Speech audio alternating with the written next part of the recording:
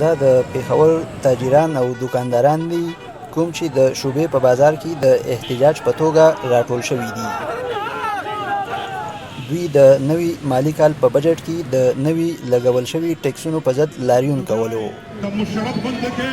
دوی د نوي لګول شوي ټیکسونو د منلو څخه انکار کوي او وایي که غوښتنې نه منل کیږي نو د هیواد په کچه به کاربندیز کوي. تاجران یې بالکل سر نه مني نه او دې باندې مونږ سر نه کمپرومایز نه کوو.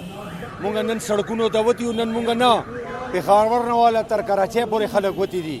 که حکومت دا ټیکسونه واپس وانه غیشتل نو مونږ به هغه وخت پورې به سړکونو نه پاسېږو او دې نه مخ آینده اعلان چې کم دي دا به د شټر ډاوني.